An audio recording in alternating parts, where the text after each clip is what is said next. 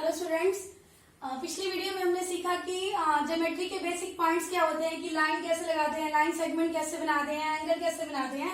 आज हम एग्जांपल से डिटेल देखेंगे कि एग्जांपल से प्रैक्टिस करते हैं। जैसे फॉर एग्जांपल मैंने ये दो लाइनें दे दी, इसका नाम दे दिया P Q और ये है A B, ये पॉइंट दे दिया O, एक पॉइंट मैंने यहां और लगा दिया C, यहां भी पॉइंट लगा दिया D K L।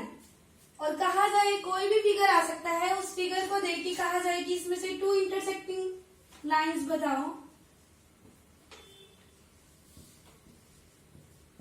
Intersecting lines, तो टू इंटरसेक्टिंग लाइंस कौन सी होंगी? इंटरसेक्टिंग लाइंस कौन सी होती है? जो दो लाइनें एक दूसरे को क्रॉस कर दे, कट कर दे, वो क्या कहलाती है? Intersecting line. तो यहाँ कौन सी दो लाइनें हैं जो एक दूसरे को कट कर रही हैं?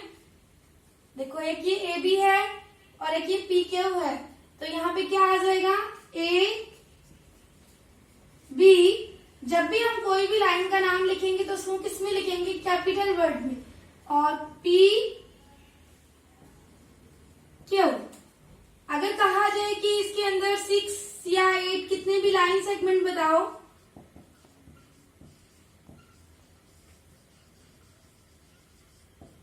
लाइन सेगमेंट, तो लाइन सेगमेंट कौन सी होती है? जिनका स्टार्टिंग पॉइंट भी होता है और एंडिंग पॉइंट भी होता है। तो इसमें कौन कौन से पॉइंट है? देखो, ये के और ओ, एक फिक्स्ड लाइन है ना, इसका स्टार्टिंग पॉइंट भी है, इसका एंडिंग पॉइंट भी है।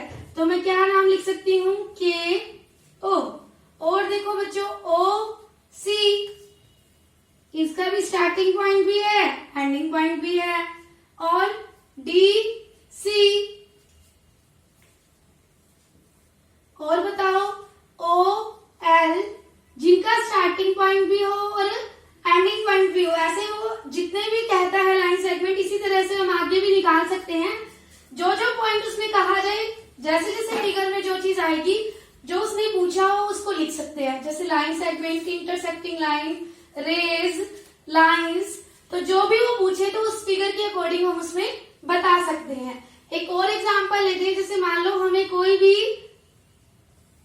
फिगर दे दिया जाए, ये एक नई चीज है।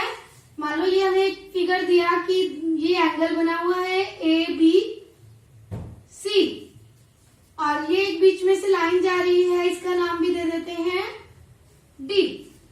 इसके ऊपर ये पॉइंट है ए, ये पॉइंट है बी, नेक्स्ट यहां पॉइंट है ये डी, और ये पॉइंट है सी।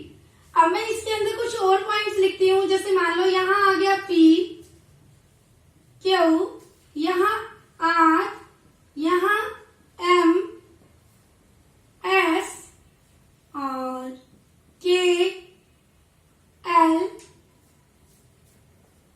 अब हमें कहा जाए कि इसके इंटीरियर, एक्सटीरियर और ऑन द बाउंड्री या फिर ऑन द फिगर, इनको पॉइंट बताओ। तो हम कैसे बताएंगे इसके?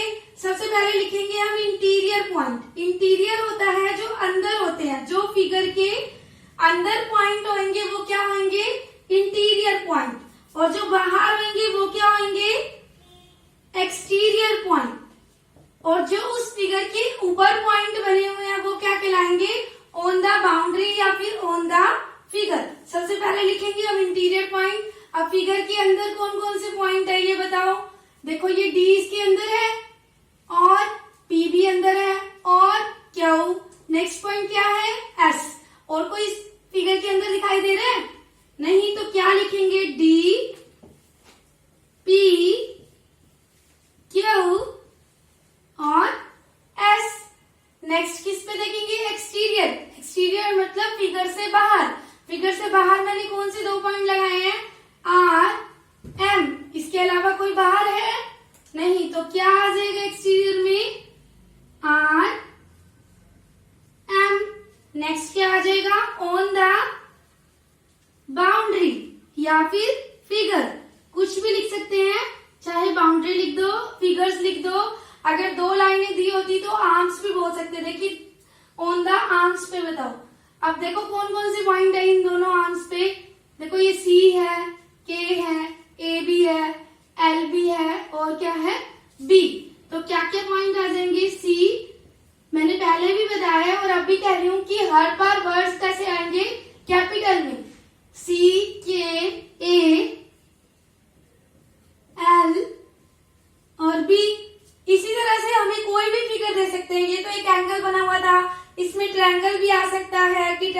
अंदर कौन से पॉइंट है, एक्सटीरियर कौन से पॉइंट है, और ऑन द बाउंड्री सर्कल भी आ सकता है, कोई भी फिगर आ सकता है।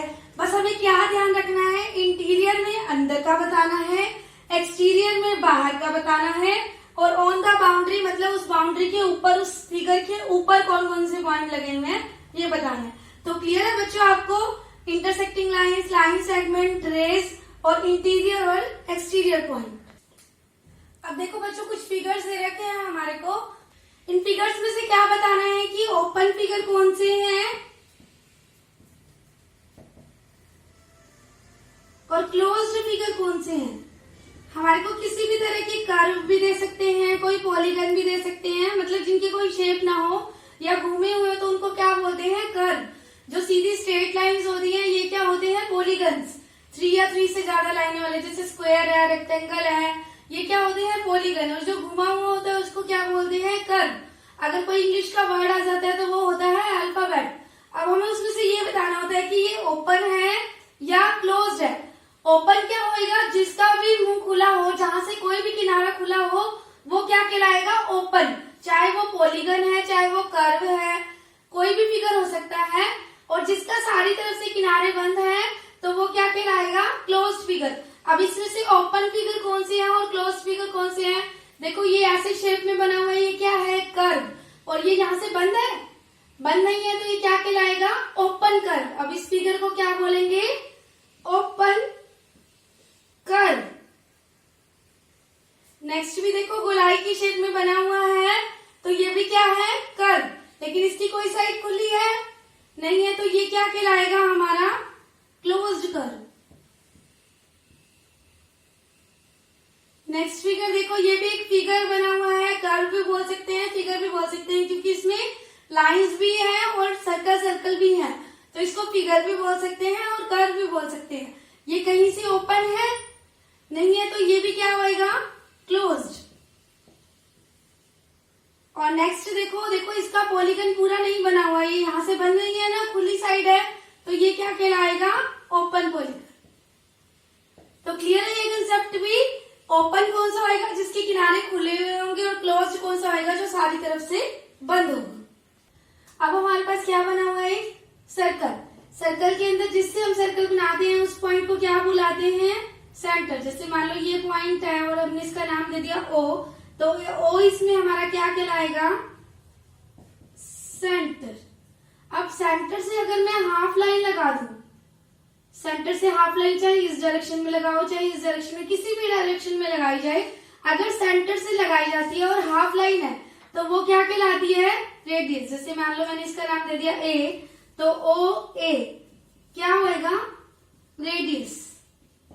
ये लाइन इस डायरेक्शन में भी लग सकती थी, इस डायरेक्शन में भी लग सकती थी, बस सेंटर से हाफ लाइन क्या कहलाती है, रेडियस। और सेंटर से पूरी लाइन ये क्या कहलाती है, डायमीटर। जैसे अब इसमें डायमीटर क्या होएगा, ए बी, ये क्या कहलाएगी, डायमीटर।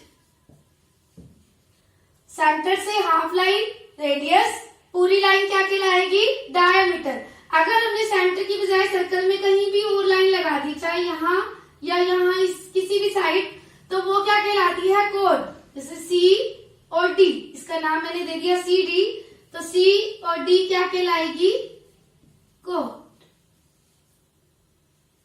अब कोड से जो दो पॉइंटों से एक अलग हिस्सा बन रहा है, पार्टीशंस हो रही है जो सर्कल की, तो ये जो हिस्सा होता है इसको बोलते हैं माइनर सेगमेंट, छोटा। और कोड से जो ऊपर का हिस्सा बना सर्कल का, ये क्या कहलाएगा, मेजर सेगमेंट।